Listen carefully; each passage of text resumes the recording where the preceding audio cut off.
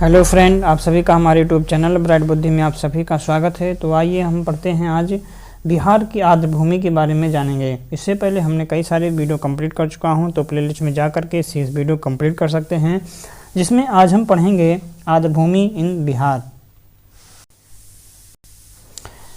आज हम इसमें से समझेंगे क्या है आर्द्र भूमि इन द बिहार।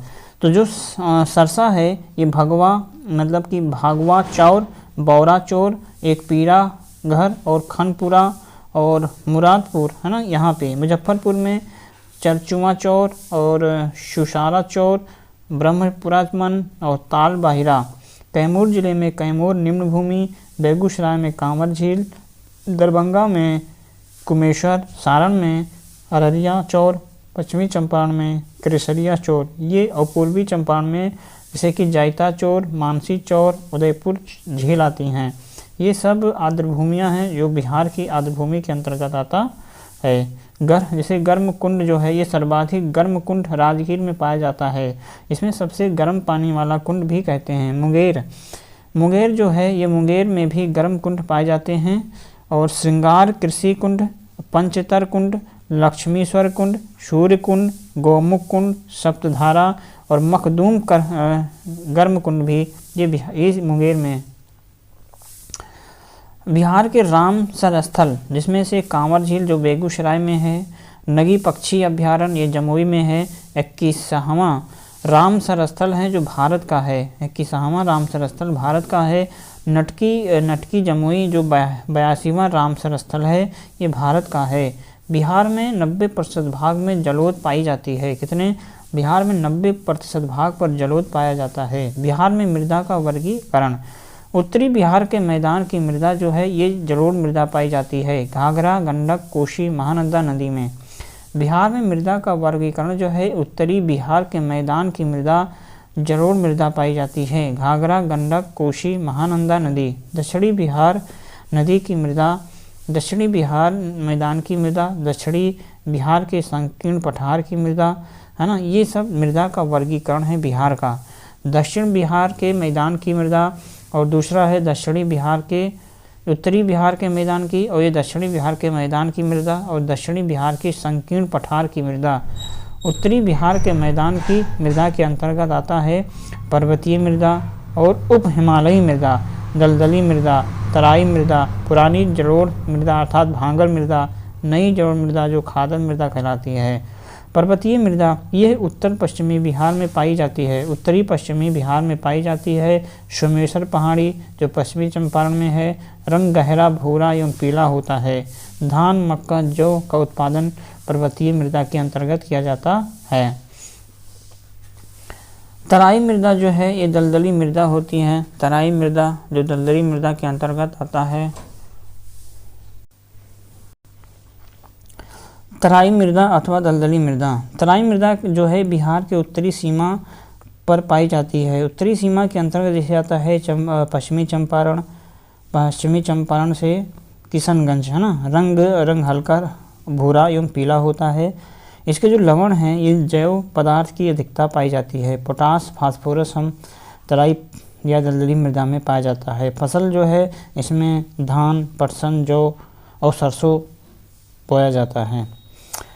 पुरानी जलोढ़ मृदा में, ये पुरानी जलोढ़ मृदा को हम भांगर कहते हैं। ये तराई क्षेत्र के दक्षिण में पाई जाती है। ऐसी मृदा को बिहार में बाल सुंदरी मृदा के नाम से भी जानते हैं। जिला जो है ये मतलब कि पुरानी जलोढ़ मृदा चंपारण, दरभंगा, मुजफ्फरपुर उत्तर पश्चिमी भाग में पाया जाता है। चूना एवं पोटास की अधिकता इस मिट्टी में पाई जाती है। फसल जो है गन्ना, मक्का, जूट, धान। रंग गाढ़ा भूरा या हल्का काला होता है। इसके जो रंग है गाढ़ा भूरा होता है या हल्का काला। इसमें जो फसलें उगाई जाती हैं पुरानी जलोढ़ में जैसे गन्ना, मक्का, जूट, धान आदि उगाए जाते हैं।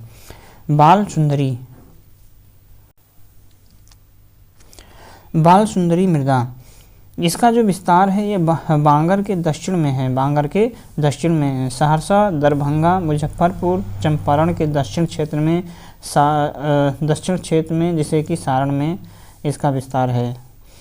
बांगर के दक्षिण में जैसे कि सहरसा, दरभंगा, मुजफ्फरपुर, चंपारण के दक्षिणी क्षेत्र में चारण में। गहरा एवं सफ़ेद रंग है। प्रकृति क्षारीय उर्वरता कम होती है। खादर मृदा, खादर मृदा जो है नवीन जलोढ़ मृदा इसके अंतर्गत आती है। नदी की निचली धारा में पाई जाती है। और बालू एवं चिकनी मिट्टी के जमाव के कारण चीका की अधिकता के कारण इसीलिए जल जमाव क्षमता अधिक होती है। यहाँ पर जूट की खेती होती है। यहाँ पर क्या है, जूट की खेती की जाती है। दक्षिणी बिहार में मैदान की मृदा, दक्षिणी बिहार में मैदान या दक्षिणी बिहार का मैदान की मृदा कगारी मृदा, टॉल मृदा, कैरल या कवाल मृदा या बलधर मृदा। कगारी मृदा का रंग जो होता है भूरा होता है। क्षारीय प्रकृति होती है। नदी घाटी के किनारे पाई जाती है। गंगा नदी के दक्षिण किनारे पर रहती है। गंगा नदी के दक्षिण किनारे पर सोन नदी जैसे फाल्गु नदी एवं क्यूल नदी के किनारे पर कगारी मिट्टी या मृदा पाई जाती। दक्षिण बिहार की नदियों के द्वारा बनाए गए प्राकृतिक तटबंध के किनारे पाई जाती है। चूना प्रधान होता है, चूना जो है प्रधान होता है। टॉल या तौल मृदा, निचला भाग है विस्तार गंगा नदी के दक्षिण पर एवं समांतर बक्सर से भागलपुर तक है। पश्चिमी बिहार में ये अधिक चौड़ी तथा तक फैली हुई है। तो पश्चिमी बिहार में ये अधिक चौड़ाई तक फैली है, जबकि पूर्वी बिहार की तरफ जाने पर ये इसकी जो चौड़ाई में कमी आती है। दोमट एवं चीका प्रधान मृदा है। फसल है इसमें सिंगाड़े, मखाना, मछली पालन किया जाता है ना। कैरल या कैवाल मृदा, पुरानी जलोढ़ मृदा को हम करेल या कैवाल मृदा कहते हैं। और इसका जो विस्तार है बक्सर, भोजपुर, पटना, रोहतास, औरंगाबाद, जहानाबाद, बालू, सिल्ट, चीका प्रधान देश है। मतलब इसमें बालू, सिल्ट, चीका ये इसकी प्रधान मृदा होती हैं। प्रकृति देखा जाए क्षारीय एवं अम्लीय दोनों होता है। जल धारण करने की क्षमता अधिक होती है। गेहूँ, दलहन आदि उगाए जाते हैं। बलधर मृदा, बलधर में जैसे बल बालू, थर का मतलब होता है पत्थर। बल का मतलब बालू, थर का मतलब पत्थर। बलधर मृदा गंगा नदी के दक्षिण सीमा एवं छोटा नागपुर के पठार की उत्तरी सीमा के मध्य पाई जाती है। मतलब जो गंगा नदी के दक्षिणी सीमा एवं छोटा नागपुर के पठार की उत्तरी सीमा के मध्य पाई जाती है। पश्चिम में कैमूर को लेकर पूरब में राजमहल तक पाई जाती है। रंग जो है इसका पीला एवं लाल होता है। प्रकृति होती है अम्लीय होती है। दक्षिण के संकीर्ण पठार की मृदा, दक्षिण के संकीर्ण पठार में बलुई लाल मृदा जो कैमूर और रोहतास में पाया जाता है। और इसका ये लाल पीली मृदा जो है मुंगेर के पठारी में पाई जाती है। लाल एवं बलुई मृदा कैमूर एवं रोहतास के पठार में पाया जाता है।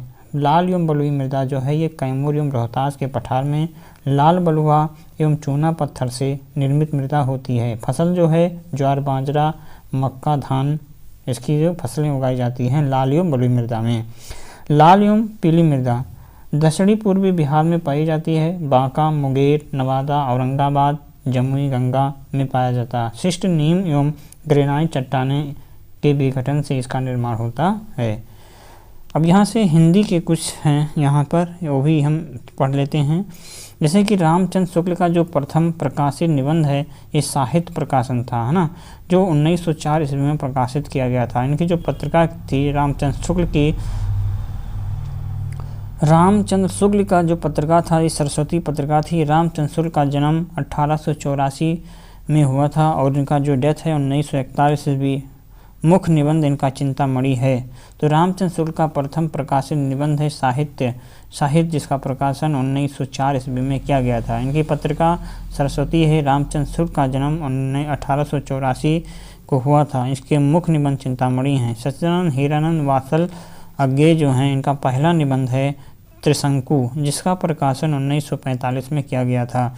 इनकी प्रमुख रचना अज्ञे जी की है। त्रिशंकु 1945 पहला निबंध संग्रह है।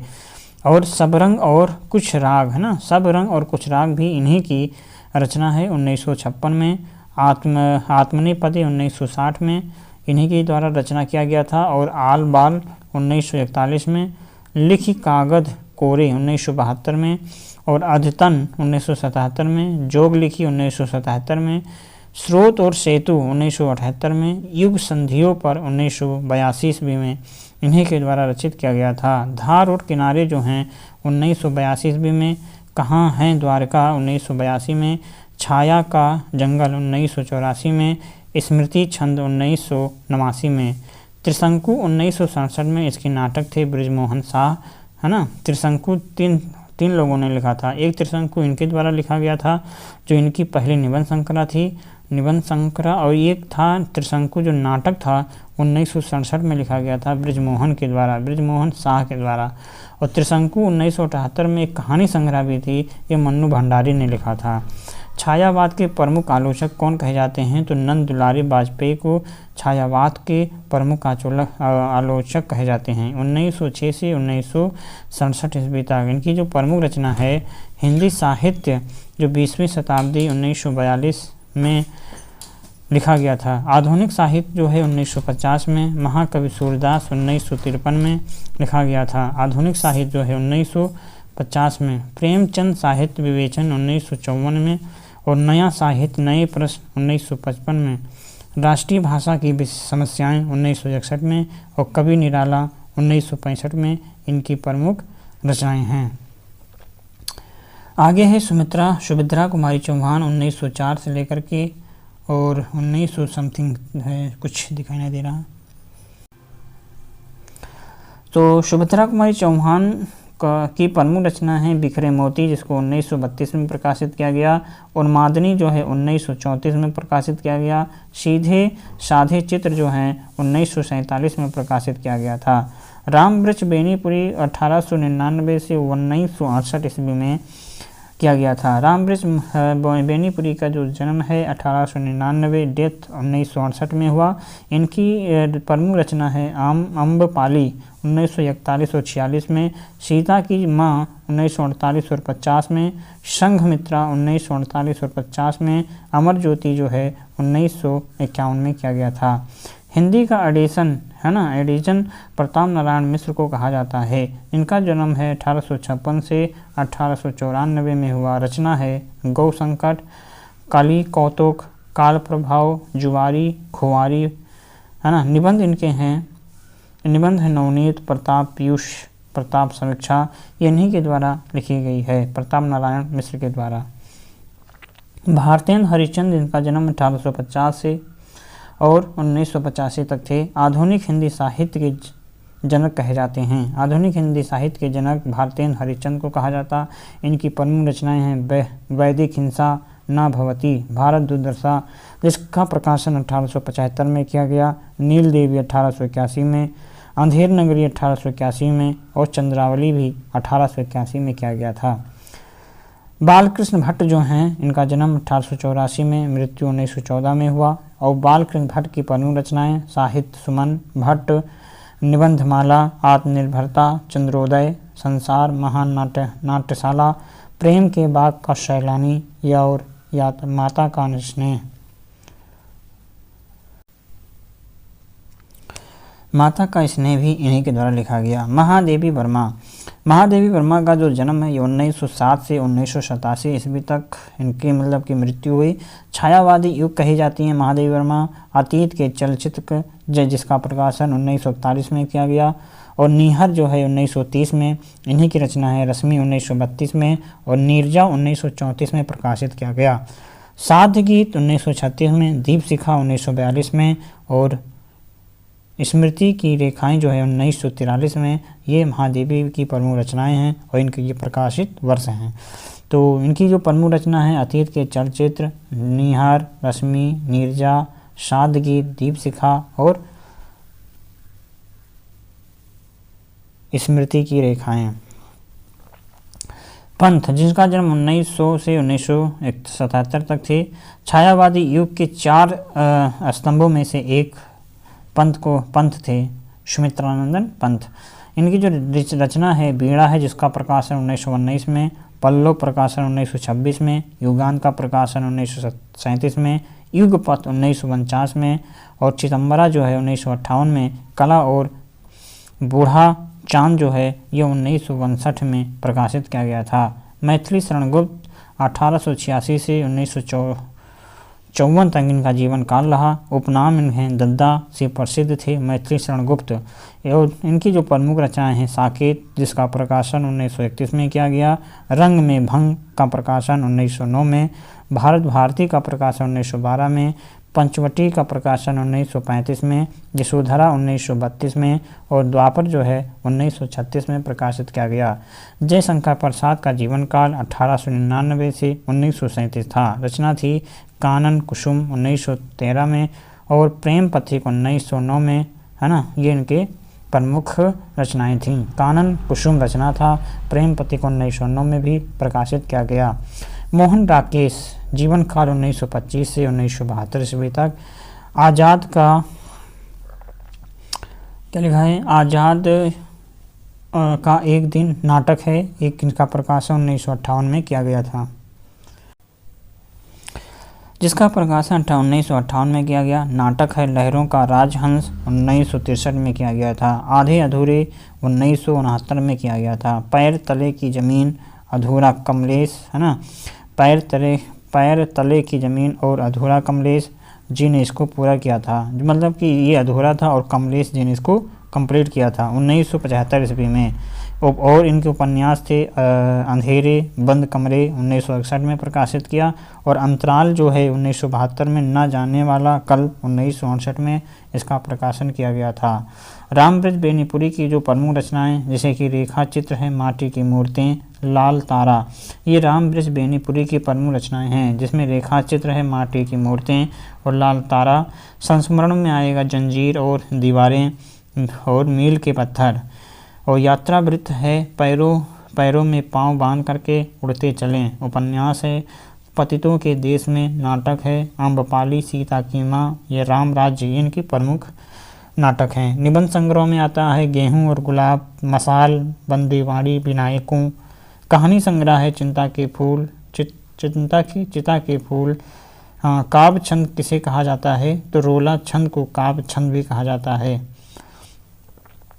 रोला क्या है, 4 चरण वाला मात्रिक छंद, प्रत्येक चरण में 24 मात्राएं होती हैं, मतलब कि प्रत्येक चरण में 24 मात्राएं होती हैं, वो रोला कहलाता है। 11 तथा 13 पर्यतीय होता है। सोरठा जो होता है ये अर्ध सममात्रिक छंद होते हैं। सोरठा क्या होता है, ये अर्ध सममात्रिक छंद कहलाते हैं।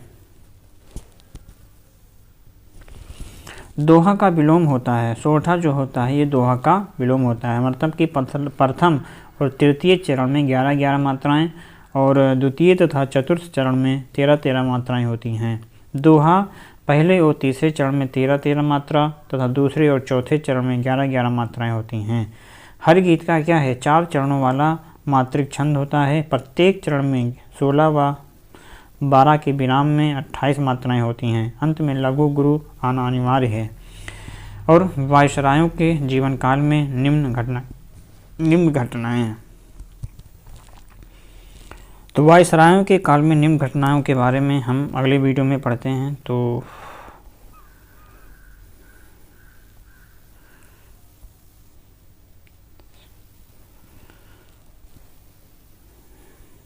चलो कंप्लीट करते हैं।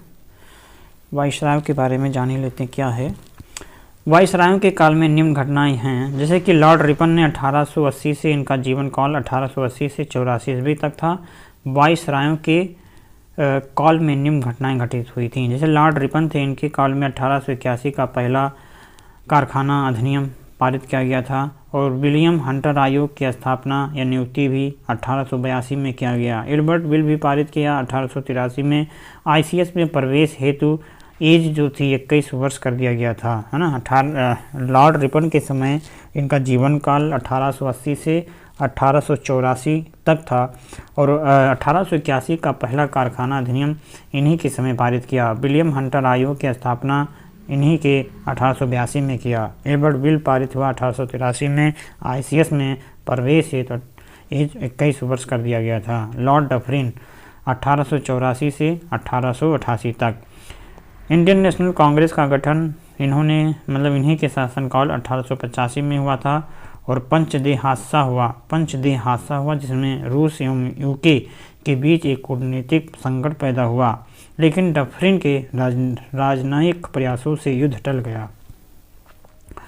तीसरा एंग्लो बर्मा युद्ध भी इन्हीं के समय हुआ था, लॉर्ड डफरिन के समय। लॉर्ड कर्जन, जिनका जीवन काल 1899 से लेकर 1905 तक था। बंगाल का विभाजन कर्जन के समय ही हुआ, 16 अक्टूबर 1905 को। अकाल आयोग का गठन कर्जन ने समय में हुआ था। सर एंथोनी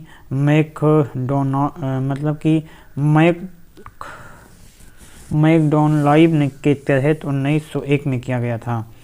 सिंचाई आयोग की स्थापना 1901 में लॉर्ड कर्जन के समय में किया गया। पुलिस आयोग का गठन सर एंड्रयूस फ्रेजर के अधीन हुआ था। पंजाब भूमि अलगाव अधिनियम 1900 पारित किया गया था, इन्हीं के समय में। भारतीय विश्वविद्यालय अधिनियम 1904 पारित किया गया और प्राचीन स्मारक संरक्षण अधिनियम पारित किया गया 1904 में। कलकत्ता निगम अधिनियम 1999 पारित किया गया लॉर्ड कैनिंग के द्वारा 1856 से 1862 तक। ये भारत के अंतिम गवर्नर और पहले वायसराय 1800 थे। ये भारत के लॉर्ड कैनिंग जो थे, ये भारत के अंतिम गवर्नर और पहले वायसराय थे, जो कलकत्ता, मद्रास और मुंबई विश्वविद्यालय को स्थापित भी किया था। द पेनाइन्स यूरोप में, अल्पेशियन अमेरिका, अरावली भारत प्राचीन पर्वतों के ये उदाहरण हैं। द पेनाइन्स जो हैं ये यूरोप के, अल्पेशियन अमेरिका की, अरावली भारत के प्राचीन पर्वतों के उदाहरण हैं। बारडोली सत्याग्रह यह 1928 में गुजरात राज्य में अंतर्देशीय राजस्व पर करों की अनुचित वृद्धि के खिलाफ शुरू किया गया था, जिसका नेतृत्व लौह पुरुष ने किया था। बड़ी संख्या में महिलाओं ने भाषा लिया, बड़ी संख्या में महिलाओं ने भाग लिया और इन्हीं महिलाओं ने सरदार की उपाधि दी थी। इसमें बड़ी संख्या में महिलाओं ने भाग लिया और इन्हीं महिलाओं ने सरदार की उपाधि भी दी थी। लौह पुरुष ने 42वां संविधान संशोधन में मौलिक कर्तव्यों की अवधारणा को शामिल किया गया था। 42वां संविधान संशोधन में मौलिक कर्तव्यों की अवधारणाओं को शामिल किया गया था। अब हम जानेंगे खरीफ की फसल। खरीफ की फसल के अंतर्गत जैसे कि चावल खरीफ में आता है, क्या चावल, मक्का, बाजरा, रागी, चारा और सोरगम, सोयाबीन, मूंगफली, ये खरीफ की फसल के अंतर्गत आता है। जायद की फसल में कद्दू, ककड़ी, तरबूज, करेला आता है। रबी की फसल में गेहूं, सरसों, मटर, दलहन जो आता है। अब हम एक एक करके पुडुचेरी है ना सारा चीज़ जानेंगे, पुडुचेरी, अंडमान निकोबार के बारे में। तो ये सारा चीज़ हम अगले वीडियो में पढ़ेंगे। तो आज के लिए बस इतना ही, शेष मिलेंगे हम एक नई वीडियो में अगले दिन। तब तक आप पढ़ते रहें और रिवीजन करते रहें। मस्त रहें। नमस्कार।